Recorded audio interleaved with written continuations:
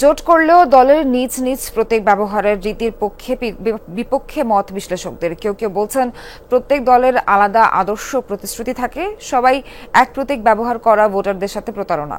কারো কারো মতে এটি দলের পছন্দের বিষয়। জোটের প্রতীক নির্ধারণ ক্ষমতা রাজনৈতিক দলের থাকা উচিত, তবে এর পেছনে থাকে শরিক এমপিদের ওপর বড় দলের নিয়ন্ত্রণ ধরে রাখার কৌশল। আপনাকেই বলছি, ইন্স্যুরেন্স করলে সিটিতে সুরক্ষা পাবেন নিশ্চিত। দেশে নিবন্ধিত রাজনৈতিক দল এখন অর্ধশত। রাজপথে প্রত্যেকের আলাদা আলাদা মঞ্চ থাকলেও ভোটের মাঠে তাদের বিভক্তি কমে যায়। 2 থেকে 3টি জোটবদ্ধ হয়ে নির্বাচন করেন বেশিরভাগ দল। এবারও সেই সম্ভাবনা প্রবল। নির্বাচন কমিশন বলছে জোটের স্বাধীনতা সবার, কিন্তু ভোটারদের কাছে প্রার্থীর পরিচয় হতে হবে নিজ দলের প্রতীকে। সে লক্ষ্যে আরপিও সংশোধন প্রস্তাব করলে অনুমোদন দেয় উপদেষ্টা পরিষদ। ফলে এখন থেকে যে জোট থেকেই প্রার্থী ভোটে লড়েন, মার্কা হতে হবে নিজ দলের। আমি ভোটার, আমি কি জানি যে তার ম্যানিফেস্টো আর যে সিম্বলটা সে ইউজ করছে সেই সিম্বল এক। তারা যখন সংসদে যাবে, সেখানে যদি তারা যে সিম্বল নিয়েছে তাদের সঙ্গে যদি তাদের ক্ল্যাশ হয়, তখন তারা কি করবে? সেই ট্রান্সপারেন্সিটা কোথায়? এর আগে জোটের প্রার্থীরা একে অন্যের প্রতীক ব্যবহার করতে পারতেন।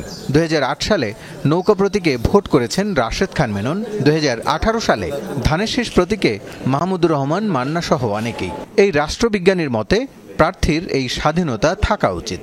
এই জায়গায় আমার মনে হয় হাত না দেওয়াটাই উত্তম ছিল আর কি, বুঝছেন? কারণ দলগুলোর সাংগঠনিক যে শক্তি সব দলের একরকম না। যে যে দল অংশগ্রহণ করবে অ্যালায়েন্স হওয়ার পরেও সে তাকে ওই প্রতীকেই তাকে ইলেকশন করতে হবে। এটাতে স্টিক করে থাকবে কেন আর কি? তাদের মতে ভোটাররা এখনো প্রার্থীর চেয়ে প্রতীকে নির্ভর। তাই জয়ের সম্ভাবনা বাড়াতে বড় দলের প্রতীকে ভর করতে চান প্রার্থীরা।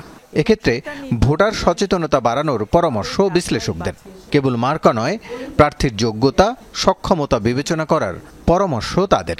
বটগাছের নিচে ছোট গাছ যেমন কোনোদিন আর বড় হতে পারে না, আমি মনে করি সেটা সেরকমই হয়। নির্বাচন কোনো রকমে করে আমি সংসদে গেলাম, সেটা না হয়ে আমার দলকে আমি প্রতিষ্ঠিত করতে চাই, তাহলে তারাও চাইবে না যে আমি অন্যের ইয়ে নিয়ে ইউজ করে আমি ইলেকশনে যাব। মানে তৃণমূলের সব ভোটাররা যে তার কথা শুনবে এমন তো না। স্থানীয় তৃণমূল ভোটাররা তারা যদি মনে করে যে না আমরা দিব না, তাই না, এবং সেখানে যদি কোনো বিদ্রোহী প্রার্থী দাঁড়ায় যায়, তখন তো সেটা আরও সম্ভব হয়ে যাবে। জোট শরিকদের ভিন্ন ভিন্ন প্রতীকের সুপারিশ করেছিল নির্বাচন ব্যবস্থা সংস্কার কমিশন। রাসেল আহমেদ, যমুনা নিউজ, ঢাকা।